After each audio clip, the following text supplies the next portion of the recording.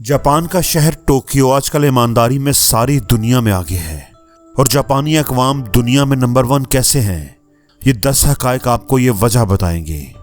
ये हक़ाइक़ हैं तो देखने में बिल्कुल मामूली से और कोई भी इस पर अमल करके अपने और अपने बच्चों की इस्लाह कर सकता है, लेकिन सब लोग इन पर अमल करते नहीं।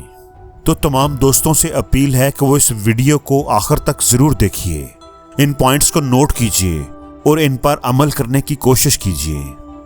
जापान में पहली जमात से लेकर तीसरी जमात तक बच्चों को ऐसा सब्जेक्ट भी पढ़ाते हैं जिसमें उन्हें रोज़मर्रा के मामलात और लोगों के साथ बर्ताव की अखलाकियात के बारे में समझाया और बताया जाता है, जिससे बचपन से ही बच्चों के अंदर अखलाकियात के बारे में जानने, समझने और उस पर अमल करने की जस्तजू पैदा हो जाती है। जापान में पहली जमात से तीसरी जमात तक बच्चों को फेल करने का कोई तसव्वुर ही नहीं है। इन क्लास में कोई पोजीशन नहीं होती, कोई कंपटीशन नहीं होता, क्योंकि इन छोटे बच्चों की तालीम का मकसद उनकी तरबियत और उनकी शख्सियत की तामीर होती है, ना कि उनके अंदर एक दूसरे के साथ कंपटीशन पैदा करना और रवायती तालीम देना। हालांकि जापानी कौम दुनिया की अमीर तरीन कौमों में शुमार की जाती है, मगर इनके घर में कामकाज के लिए खादिम का कोई तसव्वुर नहीं पाया जाता। माँ बाप बच्चों और घर के जिम्मेदार होते हैं। जापानी बच्चे रोज़ाना अपने उसातिज़ा के साथ मिलकर 15 मिनट के लिए अपने स्कूल की झाड़ पोंछ और सफाई सुथराई करते हैं, और इस मशक का मकसद उन्हें इखलाकी तौर पर मतवाज़न बनाना और अमली तौर पर सफाई पसंद बनाना होता है।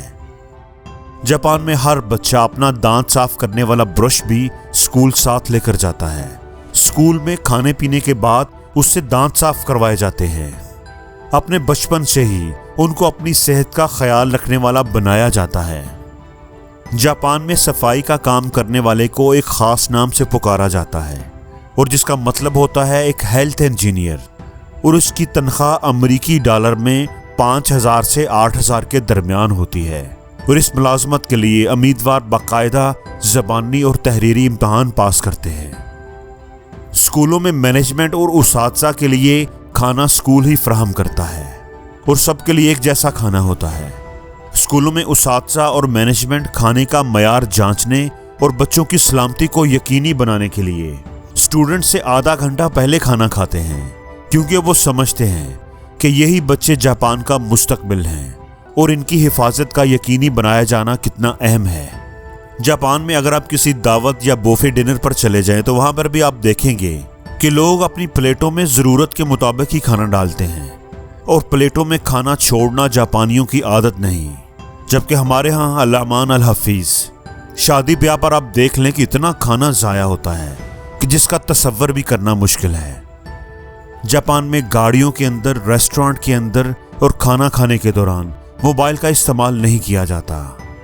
जापान में साइलेंट बोर्ड पर लगे मोबाइल को एक ख़ास नाम दिया जाता है, जिसका मतलब है फ़ोन इखलाक पर लगा हुआ है। जापानी लोग वक़्त के कदरदान होते हैं और मिनट्स और सेकंड्स की भी कीमत जानते हैं। लेकिन यहाँ पर एक ज़रूरी बात कि जापानी अमीर नहीं हैं। दुनिया के 100 अमीर लोगों में से एक भी जापानी नहीं है, क्योंकि उनकी ज़िंदगी बहुत सिंपल है। और इसी से अंदाज़ा लगा लीजिए कि टेलीफोन साइलेंट मोड को जापान में मैनर मोड कहते हैं, और हमारे यहाँ बाइक में साइलेंसर भी मुंह फट करवाया जाता है ताकि मज़ीद शोर पैदा किया जा सके। दोस्तों, अगर आप भी आज के दौर में कामयाब होना चाहते हैं, अपने बच्चों की अच्छी तरबियत करना चाहते हैं, तो इस वीडियो को इग्नोर मत कीजिएगा और इन पॉइंट्स पर अमल करने की कोशिश कीजिएगा।